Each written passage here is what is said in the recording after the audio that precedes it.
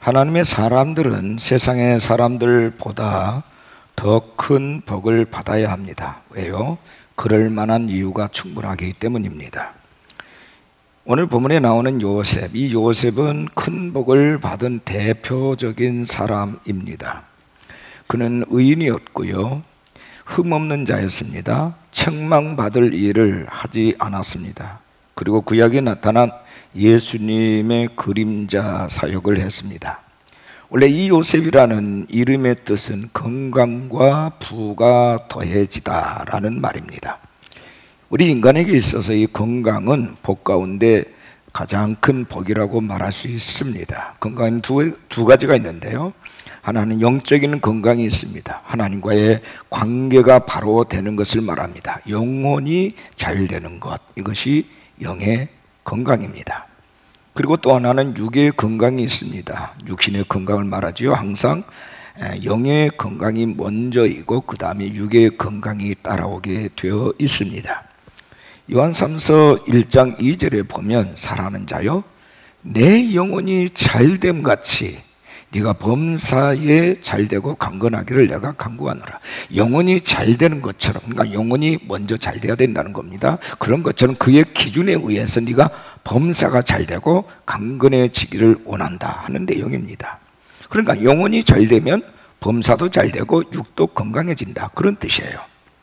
오늘 본문의 배경은 창세기 49장인데 요셉의 아버지인 야곱이 마지막 임종을 하면서 12지파의 우두머리가 될 12아들들의 장래에 대해서 예언적인 선포를 한 말씀입니다. 그리고 이 예언의 말씀 그대로 이루어졌습니다. 사람이 말하지만 이건 한 개인 야곱의 말이 아니라 하나님께서 성령으로 감동하셔서 주신 예언적 선포입니다. 야곱은 12아들 중에서 정말 한 사람 한 사람의 장래를 말하고 있는데요, 그 가운데서 오늘 본문은 특히 요셉에 관한 예언적인 말씀이 나와 있습니다. 요셉은 예언대로 큰 복을 받았습니다. 요셉이 받았던 복을 이제 저와 여러분이 받으시기를 축복합니다. 자, 제목인데 우리 따라 하겠습니다. 요셉의 복. 자, 옆에 분에게 요셉의 복을 받으십시다. 요셉의 복을 받으시기를 축복합니다. 할렐루야. 요셉의 복은 네 가지입니다. 크게 네 가지인데요, 우선 첫 번째 우리가 생각해야 될 것은 자손의 번창에 관한 복이 나옵니다. 무성한 가지라, 이런 표현하고 있어요. 무성한 가지라. 22절 본문을 주목하십시오. 요셉은 무성한 가지, 그 샘 곁에 무성한 가지라, 그 가지가 담을 넘었다. 샘 곁에 있는 무성한 가지다. 그 가지가 담을 넘었도다. 이 가지라고 하는 것은 자손을 지칭한 말입니다. 가지가 무성하다는 이 말은 자손이 번창하다라는 뜻이에요. 자손이 번성하고 번창한다는 말입니다. 이 번성하는 가문은 자손이 많을수록 좋아요. 그것이 바로 무성한 가지입니다. 가지가 샘 곁에 있다고 했습니다. 물이 없으면 나무가 자랄 수 없지요. 샘 곁에 있는 나무는 얼마나 좋겠습니까? 항상 시절마다 과실을 맺을 수 있기 때문이죠. 아시는 대로 요셉의 아들은 둘입니다. 므낫세와 에브라임.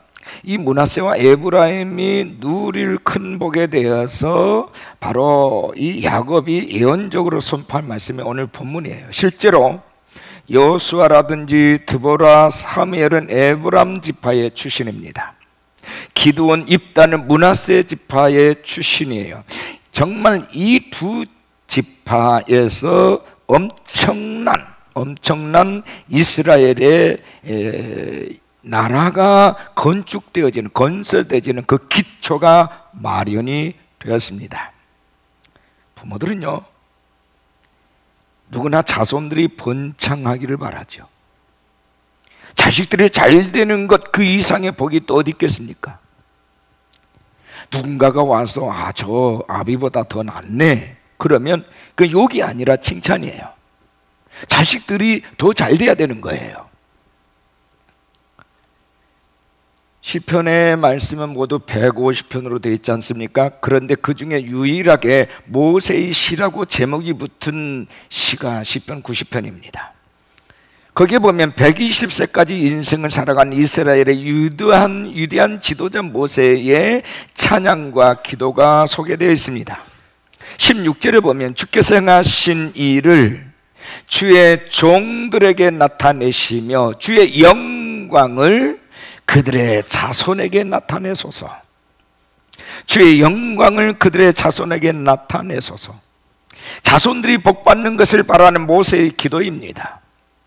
시편 128편에는 여호와를 경외하는 자에게 주시는 가정의 복에 대해서 열거하고 있습니다. 거기 보면 1절에서 6절까지 여호와를 경외하며 그의 길을 걷는 자마다 복이 있도다. 네가 네 손이 수관대로 먹을 것이라. 손이 수관대로 먹는다. 네가 복되고, 그 다음에 두 번째는 형통하리로다.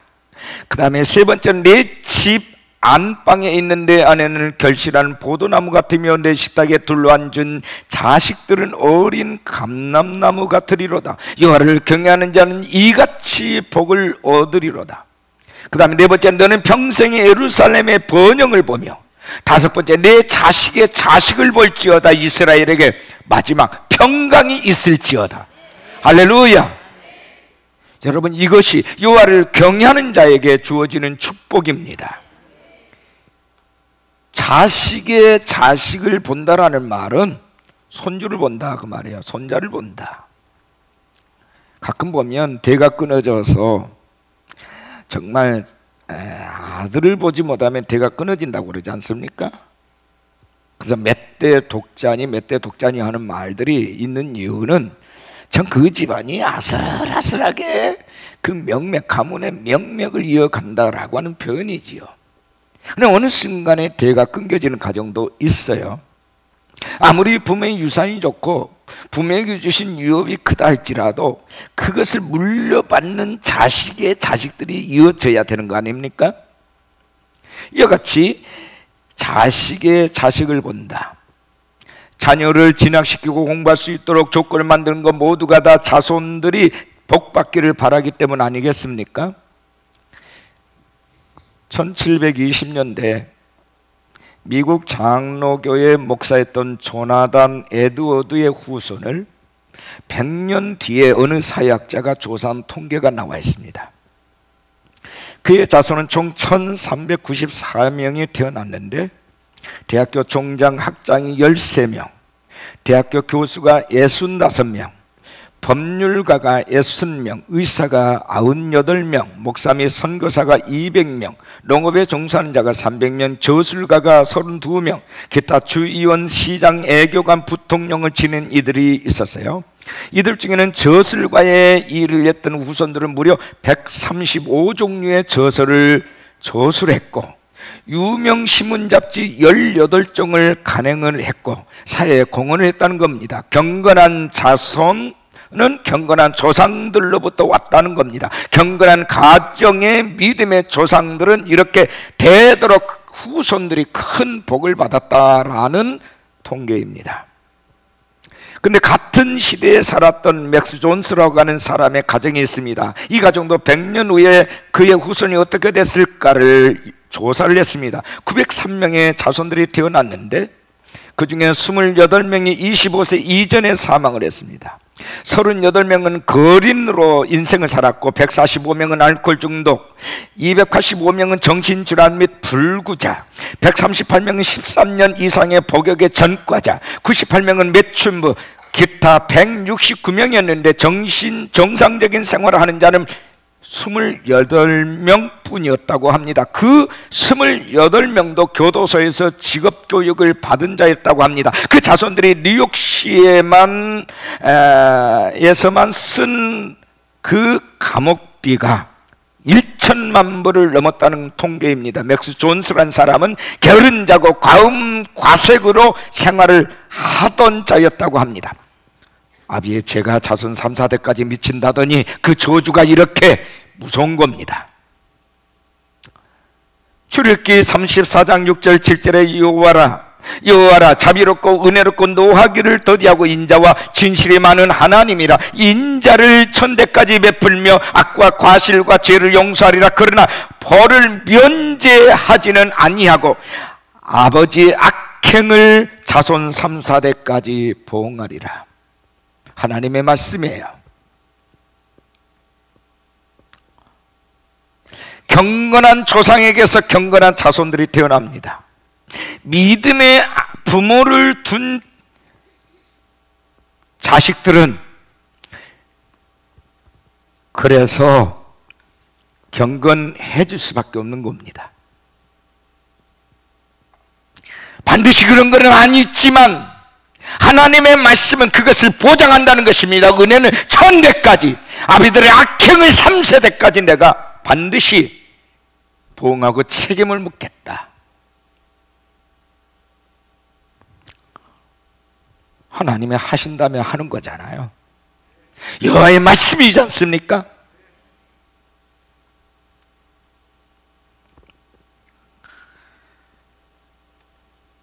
요셉은요, 본문 22절에 보니까 요셉은 무성한 가지 곧 샘 곁에 무성한 가지라. 그 가지가 담을 넘었도다.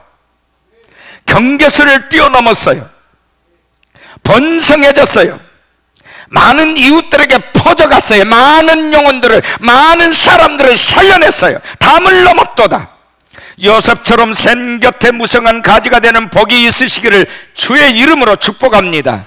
가지가 넘었다는 말은 그 복이 다른 사람에게도 은혜를 끼쳤다는 말씀이에요. 시편 1편 3절에 그는 시냇가에 심은 나무가 철을 따라 열매를 맺으며 그 잎사이가 마르지 아니함 같으니 그가 하는 모든 일이 다 형통하리로다. 손대는 일마다 다 형통하리로다. 기억하십시오. 복은 하늘로부터 오는 거예요. 노력해서 오는 게 아니에요. 물론 노력해야 돼요. 근데 하나님이 부어주셔야만 그 노력이 효과를 발휘할 수 있어요. 하나님이 막아버리면 여러분의 노력도 헛된 수고일 뿐이에요. 가장 중요한 것은 하늘문이 열려야 되는 거예요. 하나님이 그 부모에게, 그 조상에게, 그 아빠 엄마에게 복을 주셔야 되고 그 복이 자식의 대대로 이어져 가야 되는 거예요. 미국의 경건한 자식들은요, 그냥 결혼시키지 않습니다. 부모가 그 가문을 봐요. 과연 이 경건한 뿌리가 부모 세대에 있는가? 반드시 그것을 확인을 합니다. 이게 미국의 정치, 경제, 사회를 끌고 가는 보수주의자들의 전통이에요.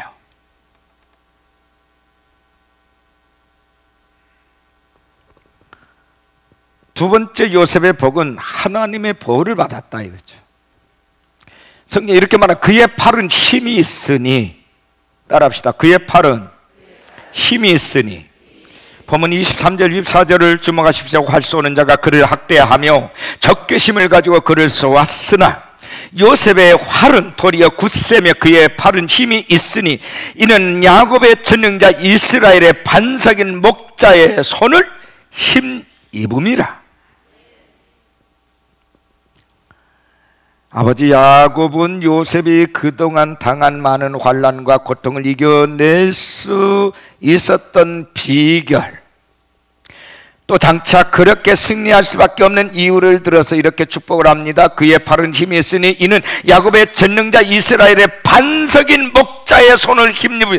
이스라엘의 반석인 목자의 힘을 힘입으. 무슨 말일까? 이 말씀은 장차 오실 메시아 예수께서 이미 그를 보여주셨기 때문에, 장차 오실 메시아가 이미 그를 보여주셨기 때문에 가능한 일이었고, 앞으로도 그분이 그의 힘으로 계속 도와주실 것을 예언적으로 선포하고 있는 말씀이에요.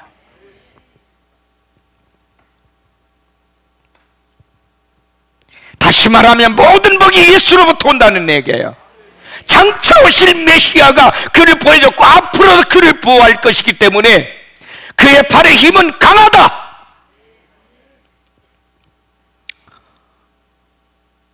요셉의 형들 10명, 어떻게 하든지 아버지 사랑을 독차지 않은 얄미운 동생 요셉을 혼내주려고 했습니다. 그것이 조롱으로 나타났고 미움이 지나쳐서 그를 죽이려고 작전까지 하게 됐어요. 그러나 넷째 형 유다의 도움으로 겨우 생명을 보존하였고 애굽의 종으로 팔려갔습니다. 보디발 집에서 가정 종으로 있을 때는 그의 아내 유혹을 물리쳤다가 도리어 억울한 누명을 쓰고 감옥 신세가 되었습니다. 계속 고난, 어려움, 슬픔의 연속이었어요. 그럼에도 불구하고 요셉은 단 한 번도 절망하지 않았습니다. 낙심이나 책임 전가나 핑계도 되지 않았습니다. 엄청난 고난의 연속이었지만 승리했습니다. 왜요? 요셉의 활이 도리어 굳세였고 전능하신 하나님의 팔이 그를 강하게 붙들고 있었기 때문인 것입니다. 전능자가 누구십니까? 만군의 여호와 하나님, 우리 아버지십니다. 그분이 목자가 되어 주셨기 때문이라고 성경은 분명하게 밝히고 있어요. 시편 23편 1절 이하에 여호와는 나의 목자시니 내가 부족함이 없으리로다. 그가 나를 푸른 풀밭에 누이시며 실만한 물가로 인도하시는도다. 내 영혼을 소생시키시고 자기 이름을 위하여 의의 길로 인도하시는도다. 내가 사망이 음침한 골짜기로 다닐지라도 해를 두려워하지 않을 것은 주께서 나와 함께 하심이라. 쥐의 지팡이와 막대기가 나를 안위하시나이다. 할렐루야. 바로 이거예요. 다윗의 고백은 요셉의 고백과 같은 겁니다. 보호의 복이에요. 지켜주시는 복, 안전의 복입니다. 하나님은 보디발 집에서 가정 종무로 그할 때에도 죄짓지 않도록 지켜주셨고 감옥에 갔을 때도 지켜주셨습니다. 결국 높이 들어서 그를 애굽의 국무총리로 세우셨습니다. 하나님은 이렇게 요셉을 지켜주신 것처럼 저와 여러분을 지켜주시는 분이세요. 약한 분이 아니십니다. 강하고 능하신 분이세요. 할렐루야. 우리의 사업을 지켜주시고 자손들을 지켜주시고 우리의 가는 길을 지켜주시고 하는 일을 지켜주시고 인도하십니다. 믿으시기를 축원합니다. 믿는 자는 손들고 아멘 하십시다. 아멘. 아멘. 시편 121편 1절 이하에 내가 산을 향하여 눈을 들리라. 나의 도움이 어디서 올까? 나의 도움은 천지를 지신 여호와께로소이다.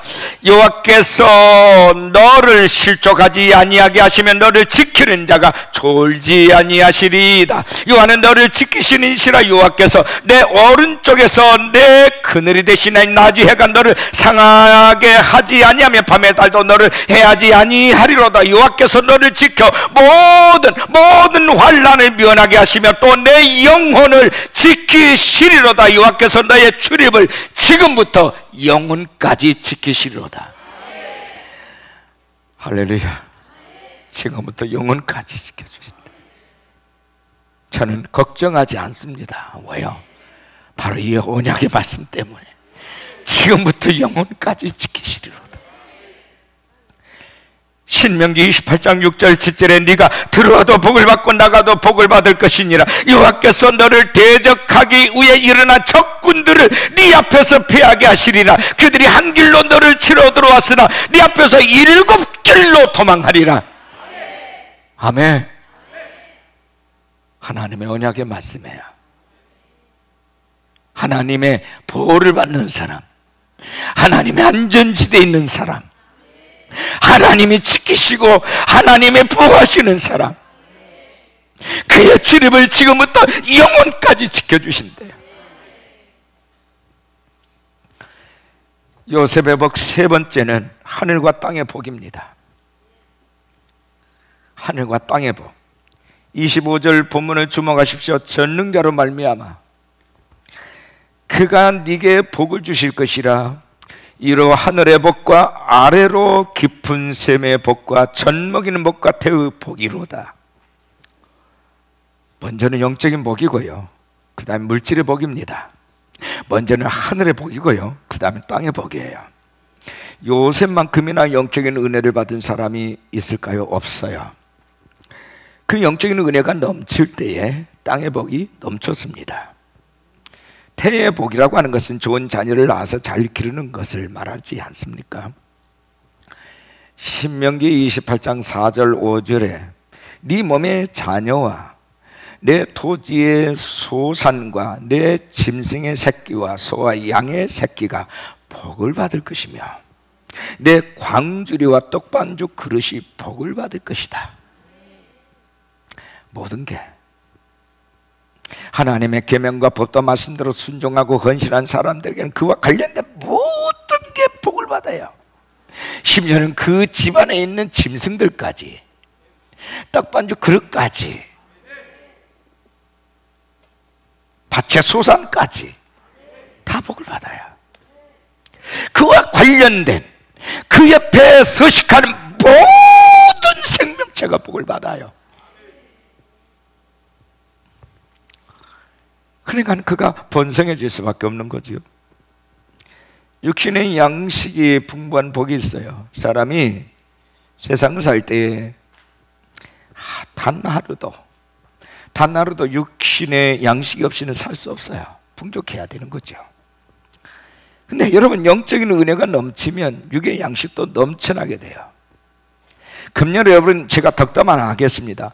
11절 50만 원 드린 자는 100만 원 드리는 복을 받으시기 바랍니다. 100만 원 드리는 자는 200만 원 이상의 복을 받으시고, 500만 원 드리는 자는 1000만 원 이상의 11절 드리시고, 1000만 원 이상의 복을 드리는 자는 2000만 원 이상의 드리는 복을 받으시기를 축원합니다. 어떤 분이 돈이 많아지니까 아까웠던 모양이에요.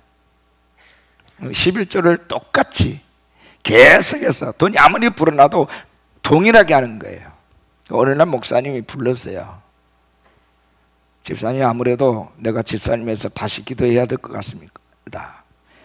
수입이 적어지게 해달라고. 당신 11조를 100만 원만 들고 있는데 주님 딱 1000만 원만 수입을 달라고 내가 그렇게 기도해야 되겠습니다. 그러니까 이분이 깜짝 놀라. 아니, 목사님 절대로 그렇게 기도하시면 안 됩니다. 아니, 당신은 지금 1000만 원 수입에 11조만 들고 있지 않느냐.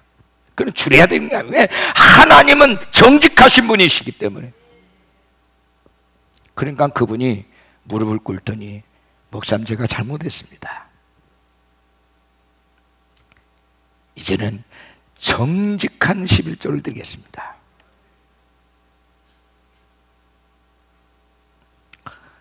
여러분, 지난 금요일날 여러분 가정예배 드렸잖아요. 어떤 가정에서 가정교회 예배를 드리면서 있었던 후담을 제가 들었어요. 어떤 분이 고백하기를, 내가 11조를 인색하게 하고 안 드렸더니 그 이상의 것을 하나님이 싹 거둬가셨다고. 그래서 올해는 내가 정직한 11조를 해야 되겠다라는 고백을 했답니다. 바로 며칠 전 가정교회에서 예배 드리면서 나온 얘기예요. 여러분, 아직까지도 물질 때문에 시험을 들고 있습니까? 시험에 빠져 있습니까? 언제까지 여러분 그것 때문에 유태유태하게 하나님을 시험하면서 사시겠습니까? 이제 그것 졸업하십시오.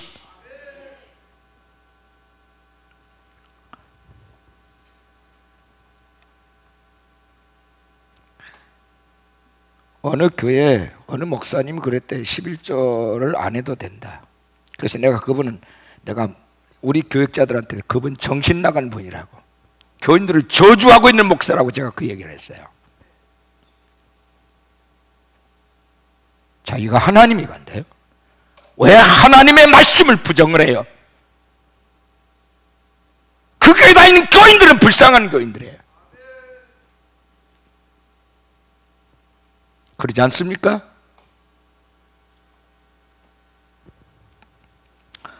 더 나은 복을 받으시길 주 예수 이름으로 축원합니다. 이 세상에는 세 부류의 사람이 살아가고 있어요. 첫째는 자연인, 육의 사람인 것입니다. 이 사람 모든 사물을 시각, 청각, 촉각, 미각, 후각, 오감을 통해서만 판단하는 사람이에요. 차원이 낮은 사람이에요. 두 번째는 지성인이 있어요. 혼의 사람입니다. 이 사람 모든 사물을 직감 또는 자각을 통해서 판단하는 사람이에요. 이른바 이성적인 사람, 지성적인 사람입니다.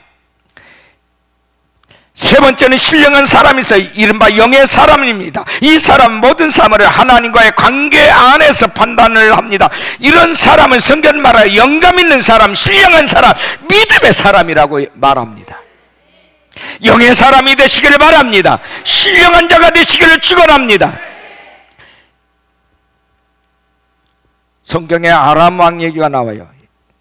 지금은 시리아지요. 이 시리아의 왕 베나닷이라는 사람이 이스라엘을 침공을 했습니다. 그런 선지자 엘리사 이 한 사람을 잡기 위해서 그가 머물고 있는 도단성을 한밤중에 겹겹이 포위를 했어요. 왜냐하면 이 엘리사 이 한 사람 때문에 안 되는 거예요. 이 한 사람이 꿈을 꾸고 이 한 사람이 환상을 보면 적들의 동태가 쫙 나오니까 도대체 모든 저쪽에서 이길 수가 없는 거예요. 그래서 베나닷이 엘리사 이 한 사람을 잡아라. 그러면 우리는 이스라엘 이길 수 있다. 이렇게 된 거예요. 왕이시여, 지금 엘리사라는 사람이 도단성이 있나이다. 그래? 그럼 모든 군대를 총동원해서 겹겹이 포위를 하고 그를 잡아. 이렇게 된 거예요. 한밤중에 겹겹이 포위를 당했습니다. 이른 새벽에 보니까 엘리사의 수종도는 이 게하시라는 사환이 보니까 이 시라의 말과 병거들이 상을 둘러싸고 있는 것을 보고 깜짝 놀랍니다. 그리고 엘리사에게 말합니다. 아, 내 주여, 우리가 어찌하오리까 하고 울부짖습니다. 엘리사가 말합니다. 두려워 말라. 우리와 함께한 자가 저와 함께한 자보다 많으니라. 할렐루야. 엘리사는 사안을 위해 하나님 앞에 기도합니다. 여호와여, 원컨대 저의 눈을 열어 보게 하여 주시옵소서. 하자 여호와께서 그 사환의 눈을 여셨습니다. 그가 보는데 불만과 불병거가 산에 가득하여서 엘리사를 둘러 진치고 있는 것을 보았습니다. 하늘의 천군 천사가 영안 열리니까 본 거예요. 할렐루야. 육신의 눈으로 본 이 사환은 도단성을 둘러싼 아람 군대만 보았습니다. 그러나 영의 눈으로 본 엘리사는 도단성을 둘러싼 그보다 더 많은 하늘의 천군 천사를 보고 있었어요. 그는 여유자작했습니다. 할렐루야. 여러분 눈에 보이는 게 뭐지요? 뭐가 보입니까 도대체가? 세상에는 돈 부자만 있는 게 아니에요. 평강의 부자가 있고요, 믿음의 부자가 있고, 사랑의 부자, 꿈의 부자, 자식의 부자, 지혜의 부자, 건강의 부자, 총명의 부자, 얼마든지 부자가 많아요. 돈보다 귀한 것이 얼마든지 있어요. 사도 바울은 비록 가진 재산은 없었지만 그의 눈은 더 높이, 더 멀리, 더 깊이 볼 수 있는 영안이 열려 있었습니다. 그는 세계를 정복한 시저보다도 솔로몬보다도 더 행복한 사도였어요. 영의 실제 안에 있는 사람은 그래서 그 누구도 부럽지 않은 겁니다. 많은 사람들의 영적인 눈이 감긴 채 육적인 눈만으로 세상을 보니까 불안하고 두려운 거예요. 내 저금 통장의 동그라미 숫자를 세보니 남보다 적으니까 가난하다고 생각하고, 내 집이 나무집보다 좁고 작으면 내 자신이 작게 보이고 초라하게 보인다라고 생각을 해요. 이게 잘못된 거예요. 그러나 영안이 열리면 모든 게 달라집니다. 내가 얼마나 대단한 존재인가, 나는 하나님의 독생자의 피로 값주시고 살 만큼, 그렇게 바꿀 만큼 귀한 존재인 것입니다. 나는 천국을 소유할 만큼 큰 부자입니다. 하나님의 능력은 강하고 무한하십니다. 그 하나님이 오늘 나를 붙드시고 나를 둘러 보호하시고 나를 지키고 계시는 것입니다.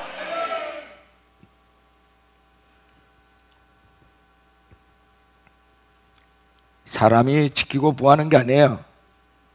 사람의 굴레에서 벗어나 여호와께로 들으시기를 축원합니다. 저도 여러분을 보호할 수 없어요. 우리 주 예수 그리스도께서 나를 보호하시고 여러분을 보호하시는 것입니다.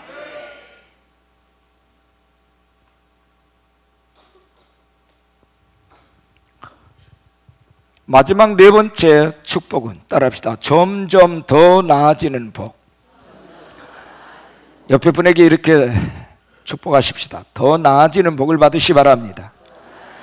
오늘보다도 내일, 내일보다도 모레, 또 향후 1년 후, 10년 후 더 큰 복으로 이어지기를 축복합니다. 보면 26절 말씀 보니까 네 아버지의 축복이 네 손조의 축복보다 나았다.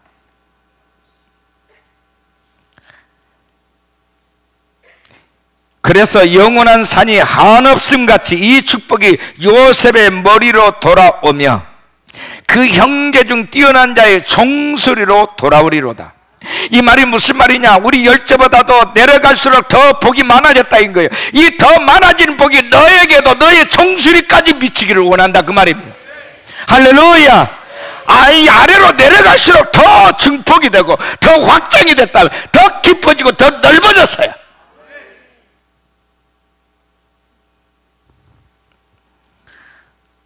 요셉이 받은 복의 사이즈는 얼마나 될까? 야곱의 할아버지가 아브라함이고요, 아버지가 이삭입니다. 요셉이 받은 복은 그 조상이 받았던, 아버지 야곱이 받았던 복보다 더 나은 복을 받을 것을 야곱이 선포하고 있는 겁니다. 그리고 그 복을 받았어요. 조상보다 자손들이 더 번창해야 국가가 잘 되는 일이고 사회와 가정이 잘 되는 것입니다. 아버지보다 아들이 더 나아져야 해요. 형보다 동생이 반드시 못하라는 법은 없지 않습니까? 야곱은 형 에서보다 확실하게 더 많은 복을 받았습니다. 요셉도 열 형들보다 더 복을 많이 받았어요. 그 복은 영원한 산이 한없음 같은 복이라 이렇게 말합니다. 산이 영원히 서 있는 것처럼 그에게 풍성한 소질이 영원토록 넘치게 될 것을 말씀하고 있는 거예요. 어느 누구도 허물 수 없는 영원한 산처럼. 헨리어트 앤 클라우저가 쓴 종이 위의 기적, 쓰면 이루어진다라는 좋은 책이 있는데 거기 보면 이런 글이 나와요. 더 많은 축복을 받으려면 하나님이 자신에게 이미 내려주신 축복을 인정해야만 합니다. 먼저 감사하는 태도를 지니면 마음의 문이 열리고 또 다른 축복을 받을 수 있게 됩니다. 이렇게 썼어요. 더 큰 복을 받기를 원한다면 이미 주신 작은 것에 대한 감사한 마음이 있어야 된다는 겁니다. 그래야 그 복이 더 증폭이 된다, 확장이 된다.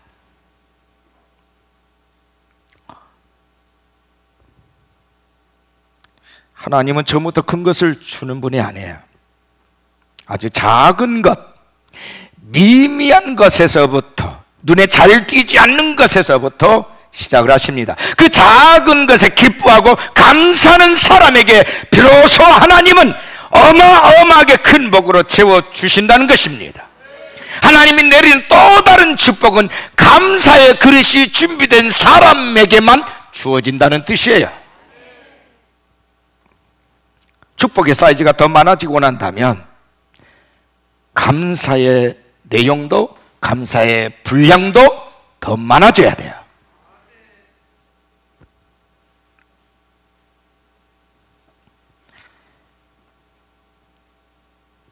따라합시다. 축복은 축복을 낳는다. 옆에 분에게 축복을 유통하는 자가 되십시오. 축복을 유통하는 자가 되십시오. 할렐루야. 찰스 스펄전, 캠벨 몰간, 마이어라는 이 세 분의 유명한 목사님 동시대의 친구예요.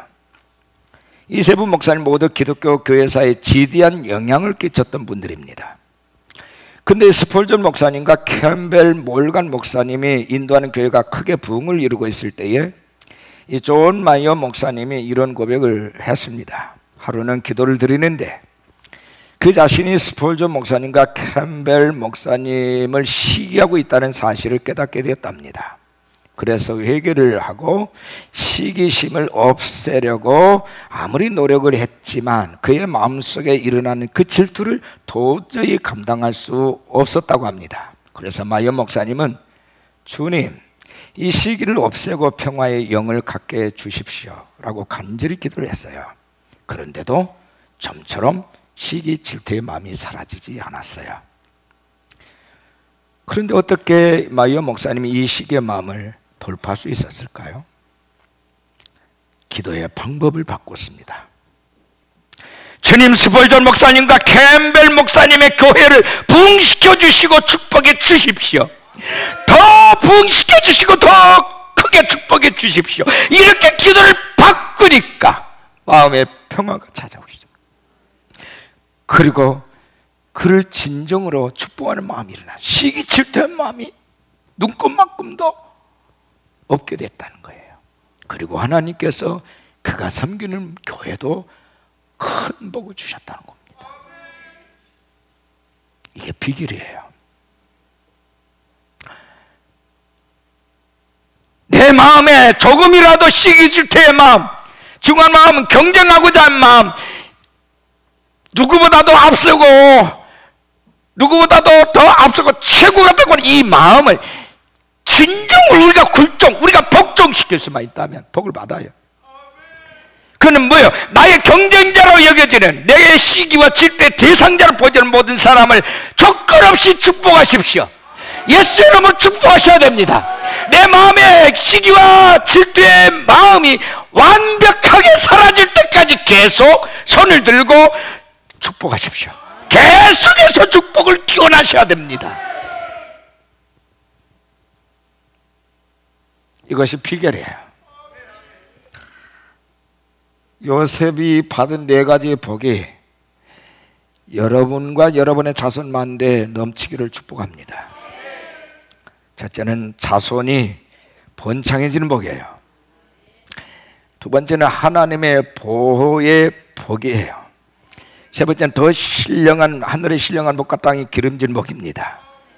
네 번째는 점점 더 확장되어지고 나아지는 복이에요. 이 복을 받으시기를 주 예수 이름으로 축원합니다.